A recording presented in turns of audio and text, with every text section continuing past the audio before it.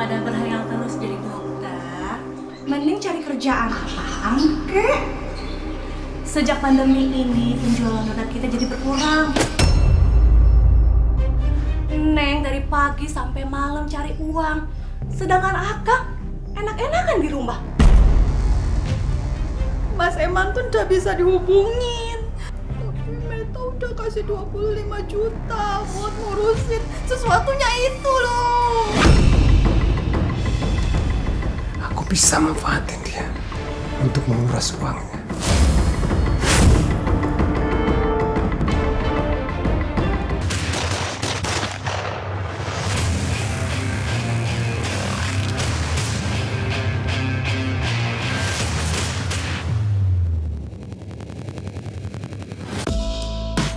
Eman dan Suci, pasangan suami istri yang baru menikah, tinggal di sebuah rumah kontrakan di Bandung, Jawa Barat.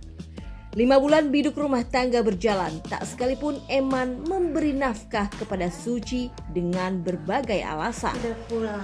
Wah, donat kesukaan Akang itu. Biasa ini bikin adonan. Kakak bantuin nggak? Boleh. Kang, sekarang kan udah akhir bulan nih. Akang kan udah pasti gajian kan? Aku butuh uang nih Kang, buat keperluan rumah tangga. Udah pada ada semua tuh di dapur. Anu Neng, gaji Akang belum keluar. Masih dalam penelitian Neng. Akang baru dipindahin, baru ditempatin di puskesmas. Kang, kok aneh ya? Kita kan sudah 5 bulan nih menikah. Tapi Akang sama sekali gak pernah kasih uang ke Neng loh. Malah semua ini hasil dari penjualan donat. Akang sadar atau lupa sih? Terdesak akan pertanyaan Suci, akhirnya Eman mengakui telah berbohong bahwa sesungguhnya Eman bukanlah seorang dokter. Akang mau alasan apa lagi? Neng, Akang mau jujur sama Neng.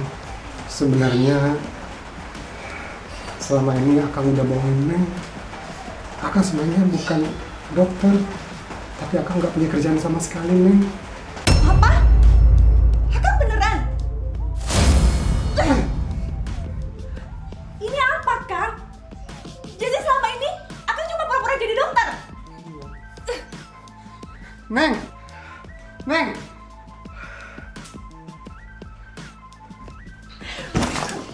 Suci kecewa atas pengakuan Eman, tapi Eman berdalih dan meminta maaf. Eman juga berjanji untuk berubah serta bertanggung jawab. Maafin Akang ya, Neng. Akang salah, udah bohongin Neng selama ini. Akang kok tega banget sih sama Neng? Akang bilangnya dokter. Tapi apa? Ah, udahlah, Neng pulang aja. Neng, jangan pergi ya, Neng. Jangan tinggalin Akang. Akang janji, Akang akan berubah, Neng. Akang akan menjadi suami yang bertanggung jawab. Akang janji. Ya, Neng. Tapi Akang harus janji ya. Neng gak mau dibohongin kedua kalinya lagi. Ya, Neng. Akang janji. Karena Akang sayang banget sama Neng. Akang janji. Ketika prahara bergejolak dalam rumah tangga, Suci justru diterima bekerja di rumah sakit. Tapi bukannya Eman senang, malah mencibir istrinya. Gitu aja seneng banget sih, Neng. Lah kok ngomongnya gitu sih, Kang? Seharusnya Akang tuh bangga dong istrinya dapat kerja. Daripada Akang bukannya cari kerja, malah di rumah aja. Loh, kok Neng malah nyindir Akang sih? Udah ya, Kang. Aku lagi males ribut sama Kang. Aku mau mandi dulu ah. Oh ya, Kang. Jangan lupa siapin adonan donat ya. Lagi banyak pesanan nih. Ya, Kang. Aku mandi dulu.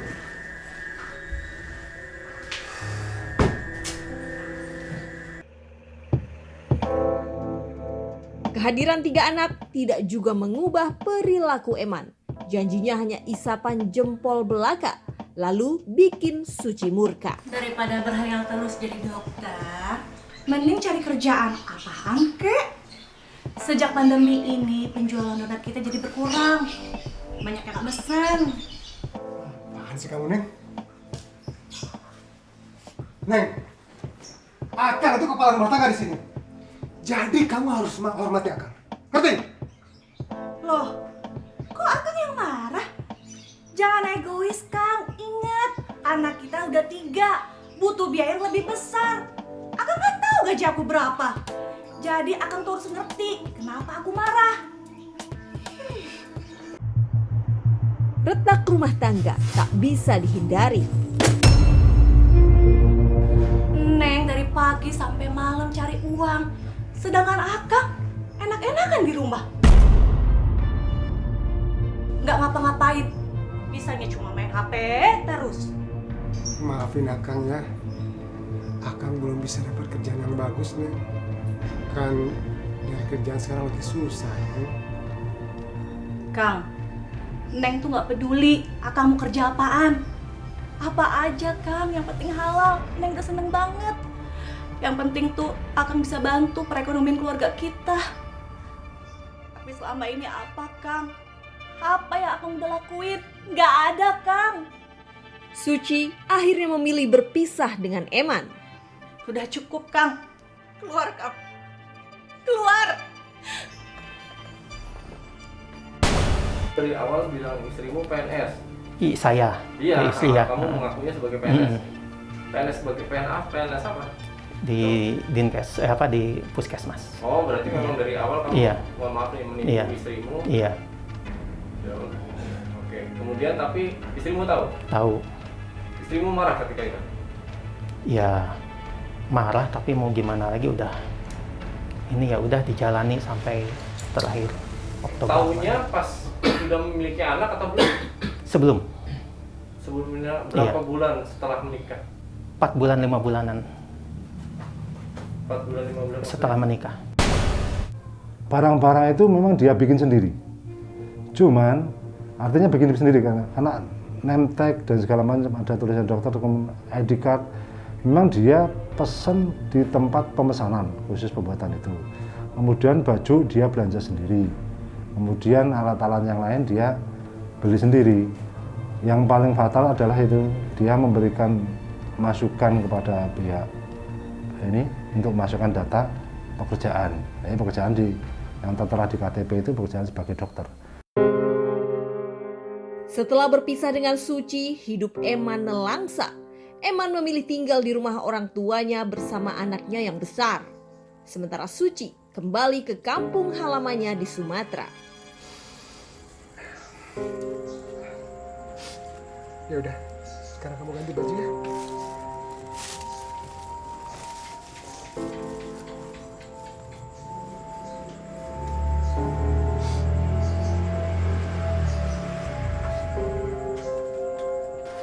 Ini lagi ngapain, Bu? Nana udah kenyang makannya? Udah dong, Nek. Makasih ya, Nek. Iya. Bu, makasih ya makanannya. Ketika sulit, Eman kembali menggantungkan hidup pada kedua orang tuanya. Makasih ya, Nek. Iya. Ya udah Bu, kalau begitu emang pulang dulu ya. Udah malam Bu. Kamu minta uang biasa berapa? Tidak ditarget, kadang-kadang hanya minta butuhnya beras ya mintanya beras, butuhnya bahan makanan ya mintanya makanan. Kalau uang itu kadang ngasih buat anak aja, karena di rumah juga udah kondisinya penuh gitu ya. Di sana kan anggota keluarga juga banyak kan, ada kakak, jadi terus rumahnya kan kecil di sana. Kalau ditambah satu kan, apalagi ada anak, takut mengganggu orang di sana kan. Neng, Akang kangen sama kamu, Neng. Kamu di mana, Neng? Eman yang cerai dari istri hanya bisa memandangi foto-foto saat mereka masih bersama saling cinta. Coba cita-citaku tercapai jadi dokter. Gak mungkin aku hidup sendiri sebegini. Eman menjelajah sosial media mencari pengganti istri. Pandangan Eman berhenti ketika melihat foto Meta, seorang teman mantan sang istri. Wah, cantik juga ya. Ajak kenalan ah. Halo, Namanya siapa? Boleh kenalan nggak? Wah, dia aktif, dibales. Wah, tapi dia di Jogja. Apa-apa lah. Iya Mbak, saya mantannya Suci.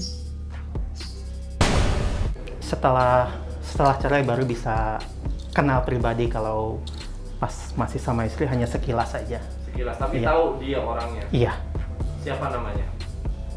disebutin Nggak apa-apa, nanti kan soalnya kan oh, iya. kita itu tadi. Alfa Nuri. Tapi Mas tahu dianya, si korban ini. Korbannya tahu namanya, tahu dari foto-foto Facebook itu. Oh, tapi nggak tahu pribadi dia. Belum pernah ketemu kan. Akhirnya kan ada ide, ya udah, dia juga emang statusnya janda. Akhirnya kan sering komunikasi terus ngobrol, akhirnya kan ya mungkin ada kecocokan. Wah, Meski terhubung lewat dunia maya, hubungan Eman dan Meta semakin dekat. Umpan rayuan Eman termakan Meta. Eman bahkan memberanikan diri melamar Meta. cantik banget lagi. Aku video call aja kali ya? Oh iya, video call aja. Siapa tahu diangkat. Halo, ya ampun. Halo, Meta. Kamu lagi ngapain? Gak lagi ngapa-ngapain. Tumben mas video call. Kan jadi kaget gitu. Ya, kangen aja. Pengen rasanya main ke Jogja, tapi gimana? Boleh nggak? Iya, boleh banget dong mas. Tapi emangnya mas bisa libur? Minta cuti gitu bisa? Gampang lah. Rencana aku mau dipindahin tugas ke Jogja. Wah, hebat ya masnya. Ya, kalau bisa sih sekalian ngelamar kamu gitu. Kalau soal itu ya mas ngomong sama ibu ya. Siap, nanti aku ngomong sama ibu ya. Kira-kira apa yang kamu ucapkan sehingga akhirnya dia tuh merasa tertarik dengan kamu? Ya, saya tawarin, statusnya kan udah ini, gimana kalau menikah gitu kan, ditawarin menikah. Berangkat ke Jogja. Rupanya Eman tidak tulus mendekati Meta. Ada sesuatu yang disembunyikannya.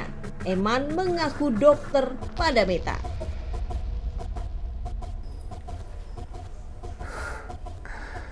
Mumpung Meta belum sadar bahwa aku ini bukan dokter asli, aku bisa manfaatin dia untuk menguras uangnya.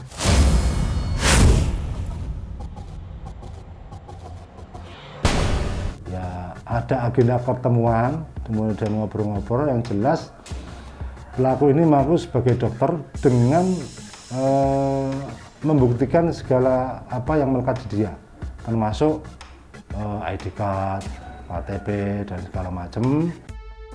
Eman bersama Nanang anaknya kemudian menuju Yogyakarta untuk menemui Meta. Alasannya, Eman juga ingin mengurus kepindahan dinas dokternya dari Bandung ke Yogyakarta.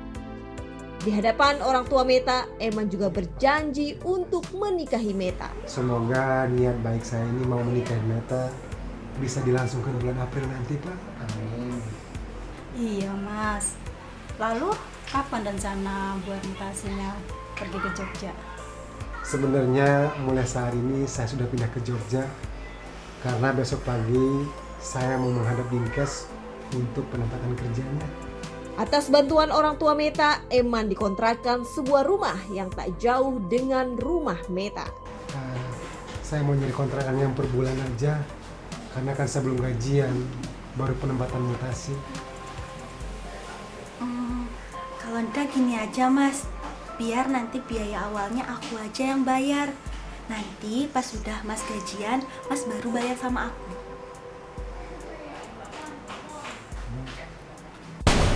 Seorang dokter itu pada awalnya si korban itu berkenalan, kemudian dekat. Tersangkanya itu kos di dekat korbannya, kemudian dekat perkenalan, saling komunikasi, kemudian dengan adanya hubungan yang dekat, itu mereka berdua berjanji akan dinikahi.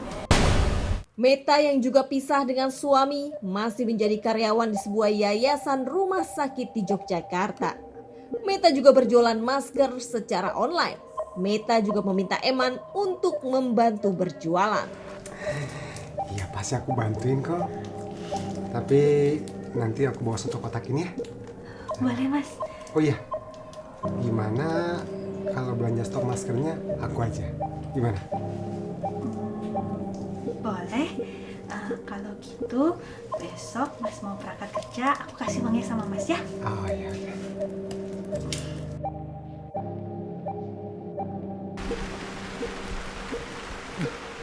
Mana hujan lagi juga.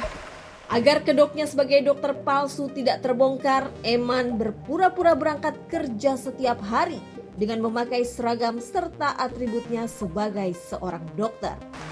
Mudah-mudahan maskernya hari ini laris. Banyak kembali.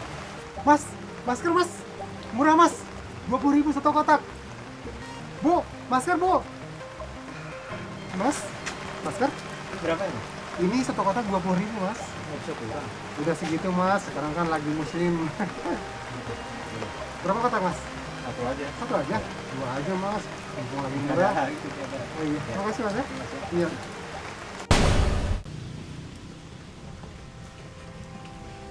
Guna meyakinkan Meta, Eman tentu mau saja melakukan hal yang diminta Meta. Iya mas, udah aku siapin dari tadi pagi. Oh. Sebentar ya, saya ambilkan dulu. Oke mas.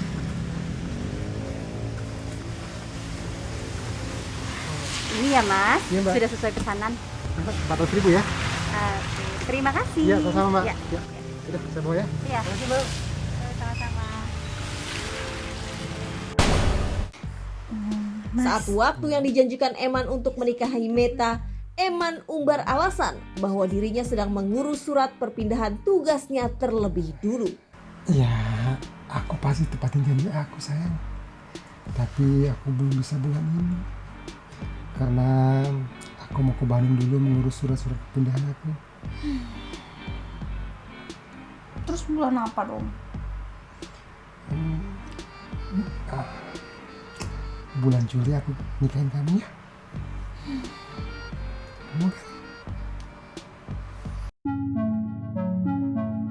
Mas, Eman terus berjanji. Eman bahkan ingin ke Bandung dengan alasan mengurus kepindahan tugasnya sebagai kepala puskesmas. Ngomong serius nih sama kamu. Kamu mau ngomong apa? Kamu kapan nikahin aku? Sebenarnya aku ada rencana mau pulang ke Bandung, mengurus surat-surat dan mau bilang sama ibu aku. Tapi apa? Tapi aku dipromosikan di salah satu puskesmas di Jogja, jadi kepala lagi. kok berita sebagus ini tapi kamu bilang tapi? Semua itu bisa diwujudkan kalau aku punya biaya 25 juta. Buat ngurus surat-surat di Bandung dan sisanya di Jogja. Makanya aku mau pulang buat ngurus-ngurus itu. Tapi Meta yang dari awal sudah termakan rayuan Eman rela saja melakukan yang diminta Eman. Bahkan Meta akan berhenti bekerja jika Eman menjadi kepala puskesmas. Ya udah deh, aku pinjemin kamu uang 25 juta itu. yang benar sayang. Makasih ya sayang. Oh iya, tapi aku ada syarat. Kalau aku jadi kepala puskesmas, aku mau kamu berhenti kerja supaya fokus bisa ngurus Nanang di rumah. Gimana?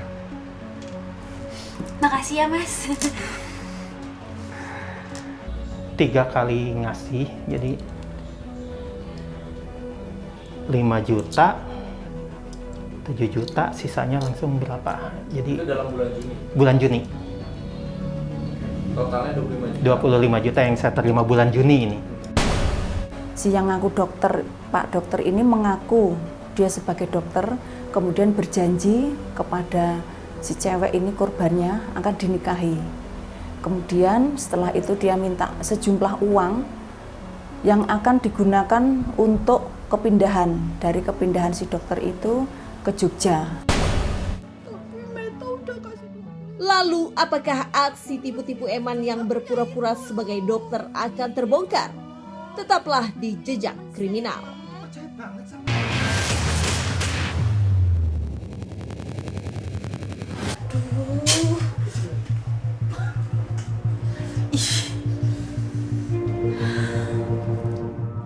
Meta yang ditinggal ke Bandung oleh Eman curiga karena tidak ada kabar lagi dari Eman. Meta tertipu. Anak ibu yang baru menikah. Anak apa Tanda? Aduh, gimana ya? Ada apa tuh, Bu? Iki loh Pak anakmu. Takon apa iki? Iya, Meta. Gini loh Pak, Bu. Mas Eman tuh udah bisa dihubungin. Ngilang gitu aja.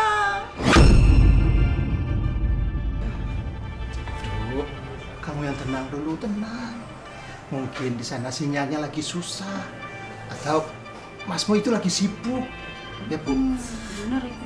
Nggak mungkin Pak. Dia tuh kalau ada apa-apa, sibuk atau mau lakuin apa-apa, dia selalu hubungin aku, kasih kabar aku. Iya Pak. Aduh, kamu yang sabar, sabar ya. Terus itu gimana? Katanya dia mau jadi kepala puskesmas di sini. Terus penempatannya di mana? Nah itu dia Bapak. Katanya dia tuh mau pulang dulu, mau ngurusin sesuatu buat penempatan yang baru. Terus? Tapi Meta udah kasih 25 juta buat ngurusin sesuatunya itu loh. Iya, Tondo. Iki lo kok percaya men sih? Kamu tuh percaya banget sama dia. Terus piye? Jangan-jangan nih kamu berhenti kerja juga gara-gara dia. Ibu. Gimana tuh, Pak? Ibu maafin Meta. Ya wes. Kita laporin polisi aja ya, Pak ya. Iya, Bu. Kita lapor polisi aja.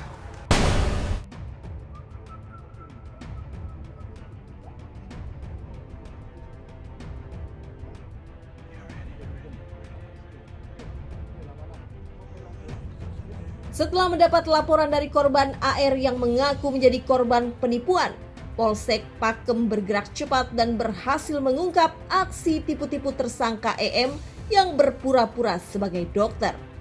Berdasar keterangan korban dan sejumlah saksi, tersangka EM ditangkap di sebuah terminal di sekitaran Sleman, Yogyakarta.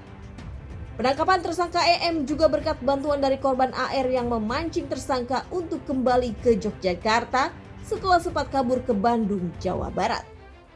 Hasil penyelidikan dan pemeriksaan terhadap tersangka EM, polisi memastikan bahwa tersangka adalah dokter palsu. Kamu yang aku dokter? Iya, Pak. Dokter beneran, Pak. Benar, kamu dokter beneran? Bener. Bukan, Pak. Bukan, Pak. Apa? Iya, dikat sekali.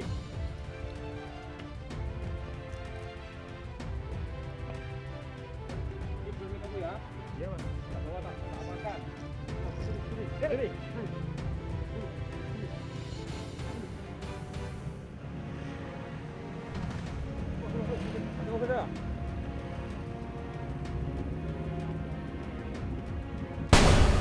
Jadi memang setelah mendapatkan apa yang dia kehendaki, yaitu berapa nilai uang, dia memang pengakuannya pulang ke Bandung. Akhirnya kita hubungi, artinya ya istilahnya seolah-olah memang kemarin ada kekurangan pengurusan mau dipenuhi, seperti itu. Akhirnya kita benar-benar lakukan penyegapan. Namun kan pelaku ini tidak tahu kalau ini sudah dilaporkan ke kita. Saya menyesalnya itu anak yang jadi korban atas perbuatan saya. Ya, diri saya yang jadi korban juga dengan perbuatan saya. Ya, saya tidak akan melakukan perbuatan ini lagi. Cukup ini yang terakhir. dan saya akan mengganti semua identitas saya. Identitas yang di KTP pekerjaan sebagai PNS akan diganti menjadi wira swasta. Aksi tipu-tipu yang diperankan tersangka EM mengakibatkan korban AR harus menanggung kerugian, baik kerugian material maupun imaterial. Sekitar 47 juta.